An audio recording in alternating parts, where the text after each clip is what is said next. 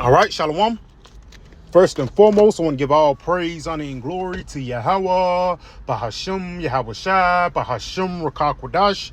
I want to give double honors to my apostles and elders of Great Millstone, who teach very well, where I learned this truth from, and salutation out there to the hopeful elect who continue to push this word in our truth, faith, and sincerity.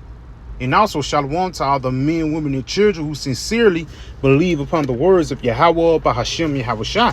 And today, man, just basically getting on Esau being the devil that the Bible speaks of, because everything point at you for destroying and bringing violence upon the planet Earth.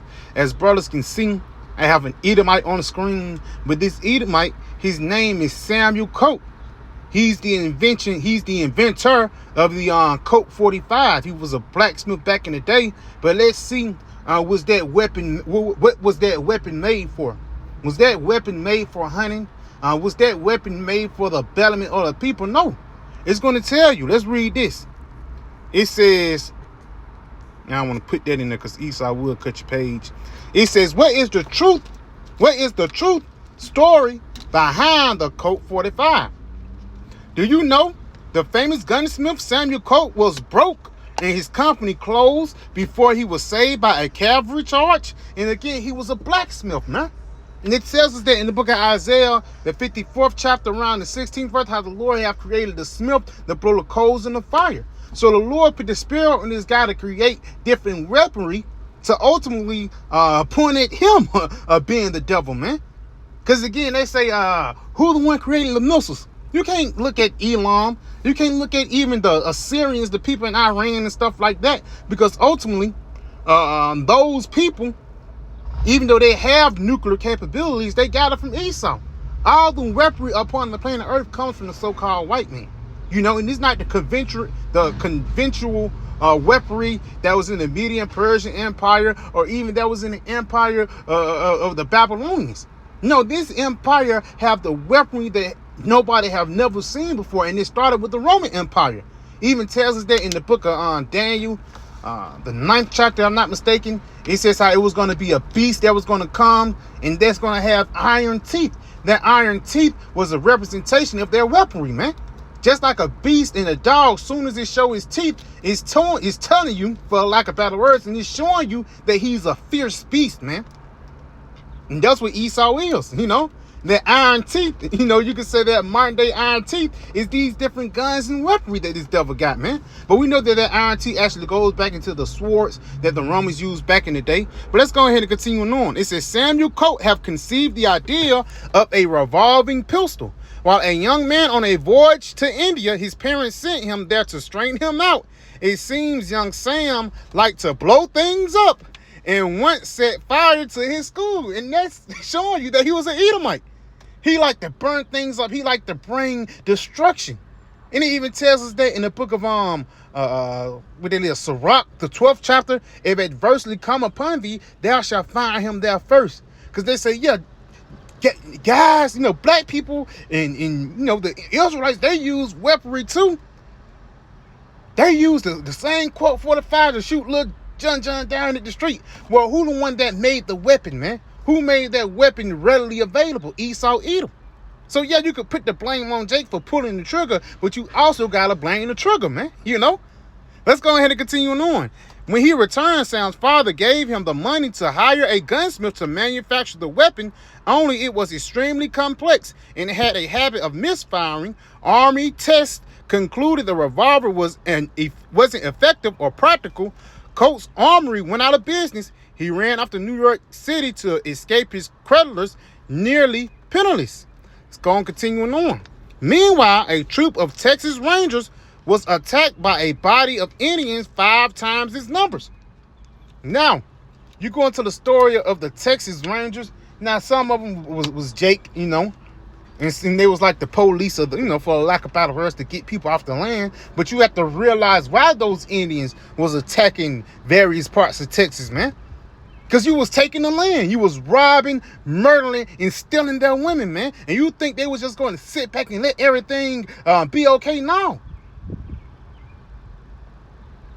Jake had rose up and rebelled, for the lack of better words, and not just for this is their land before, man. Matter of fact, let's get some real quick. in the book of Psalms. This is the book of Psalms 55, and I'm going to start at verse 20. He putteth forth his hands against such as be at peace with them. He hath broken his covenant. Now, when Esau came over here, Gad and Reuben, they was, nice to him, man. Especially Gad. They nursed them back to health. They gave them a piece of land, gave them crop, basically showed them ideas to how to survive the winter. And when these devils was too fucking lazy to, crop or, deal on their own, they went over there and took over the Indian land, man. So that's why the Texas Rangers was getting attacked by Indians 5 times their size, and it was getting whooped, Because you have to realize, Gad and Reuben, that's a part of the warrior tribes, man. Let's go ahead and continue on. The words of his mouth were smoother than butter, but war was in his heart. They wasn't going to fall for the things that you did to the people in Alabama, the Indian slave trade, man. It wasn't like that was going to pass. No, they stood up for themselves. But Esau, and again, it was really the Most High Yahweh Shai put the spirit on Esau to create this weapon so, the Indians or so-called native Indians can be abased once again. Because the reason why this happened, because we sinned against our power. It says the words of his mouth were smoother than butter, but woe is in his heart. His words were softer than oil, yet they drawn swords. And that's Esau M.O. He talk you down until he see your guard down, then he'll come in for the kill. So let's go back into this. Colt 45, Samuel. It says, meanwhile, a troop of Texas Rangers was attacked by a body of Indians 5 times its number, but armed with Colts and effective pistols, defeated them.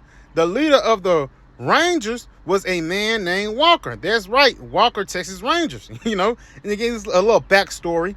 Anyway, he wrote, quote, and described the battle. Walker said that with minor improvements, the pistol would be a highly effective combat weapon. So with the pistols that was thrown out with, they gave it to the northern tribe, huh? Saying, yeah, they really don't need it. It's not really an efficient weapon. We give them this so they can just be happy, and ultimately they're going to lose. Not knowing that, Gad and Reuben made something out of nothing, man. Let's go ahead and continue on, though. Roughly at the same time, war with Mexico broke out. The U.S. Army ordered 6,000 of the impractical Colt pistols. Colt hurried back to Connecticut, where he assembled a workforce from Eli Whitley's old company, who had a mass-produced muskets in the early 1800s, and churned out the redesigned guns known as Walkers. Now secure, Colt began aggressively marketing his new pistol, giving politicians, soldiers, celebrities beautiful engraven gun sets. Now, that's pretty much on that. Let's get this other one. Right here. Weapon used to kill American Indians, now Arizona state gun. Let's jump down a little bit because it says the same thing. But let's jump down because you have to realize during this age, the reason why the Choctaw Indians was fighting is because you took the land. Not too long ago, in the 1820s, the Indian slave trade happened. So what do you expect to happen once these people get driven off their land, get separated from their families, seeing some of their family members die? What do you expect these people to do? Do you expect them to just sit down and bow down to your wicked system? No. They bucked up and rebelled. Let's read a little bit of this, though, down here. The deadly little gun has starred in many Hollywood westerns, including the 1950 film Colt 45, has become embedded in nations' collective memory as the gun that won the West, that even Malt Looker named after the revolver. However, the Colt 45 pistol, the darling of the Indian fighters, also gave the U.S. Army a way to quickly kill and wound Indian people. So even though Indians, they had it, Esau had it perfected. Just like today, Esau have the sword perfected in the form of the nuclear missiles, man. And you think that Esau love you, and you think that he's gonna do everything good for you, not knowing that he hates you, man. And Jake fall into the hatred of Esau. That's why it's such thing called wooden link syndrome, man. The reason why a lot of niggas on the wooden link syndrome, because niggas don't know history, man. the history of the Tuskegee experiment, the history of the Indiana slave trade, the history of George Washington, Thomas Jefferson, man. You know, Abraham Lincoln. You think these guys wanted the best for you? No, they wanted to destroy you. That's why he even tells you, if Sirach, the 12th chapter, going back, never trust thine enemy, for like as iron rusteth, so is his wickedness. So it ain't like Esau said, yeah, that's just the past. No, he hates you even more. Instead of him killing you with guns, now he kill you with bio diseases, man. Bio warfare now, man. Whether it be in the form of sickle cell, diabetes, different type of diseases that affect Jake to this very day. But again, just going back, Esau is blessed with the sword. That's why Samuel Colt is embedded in U.S. history. You know, and the Lord willing, this will be a series on how Esau is blessed with the sword. But let's get the scriptures. Let's go right here in the book of Genesis, the 27th chapter, and let's start at verse 40. Genesis 27, and I'm going to start at verse, matter of fact, let's start at verse 38. It says, and Esau said unto his father, hast thou but one blessing? My father, bless me, even me also, O my father. And Esau lifted up his voice and wept. So Esau wanted a blessing. Now let's see what he's going to bless him with. And Isaac, his father, answered and said unto him, behold, thy dwelling shall be the fatness of the earth, and the dew of heaven from above. So the Lord did bless Esau with rulership for a period of time. And by thy sword shalt thou live, and thou shalt serve thy brother. But right there, by thy sword shalt thou live. Let's get that word live, man. Because that's how they live through that beef with Mexico. That's how they live through the Choctaw Indians. Through the sword, the Colt 45. And again, even though Jake used today, whose name on it? The trail of wickedness always go back to Esau. Say all roads lead to Rome, just like all weaponry. You know, well, not all weaponry, but the weaponry of this modern day. It says, and by thy sword thou shalt live. Let's go to this word live. That word live, chaya, Strong's H. Yeah, Strong's H 2421. Chaya, to live. Let me see. Here you go. I'm gonna get this one first in the Strong's definitions. It says to revive, to keep, make alive. Let's go right here. It's right here, to preserve alive. And this how Esau was preserved alive, especially in the times during when they was fighting the Indians, because they was getting their ass whooped. But they had to create different weapons like the Colt 45, the Gatling gun, and even giving the Native Americans blankets that was infected with different diseases, man. This is how Esau preserved his rulership, even today. Hiroshima and Nagasaki, that's how he preserved his rulership. That's how he continued to live. Let's jump down. To preserve alive, let live. So this is how Esau lived with the sword. And that's pretty much it. It says, and by thy sword shalt thou live, and thou shalt serve thy brother. And this shall come to pass, when thou shalt have the dominion, thou shalt break his yoke from off thy neck. Because it's going to come to a time when you're going to serve us. And that's why Esau is going to pull out the big guns, you know. In the time of Jacob's trouble, to try to pull the extreme to hold on to his wicked kingdom. And again, you don't think Esau is blessed with the sword now. You're going to see, especially in the day that we're coming in. Let's go right here to Revelation 6. And let's start at verse 4. It says, and thou went out another horse that was red. Now, another word for red in the Hebrew is Edom. You know?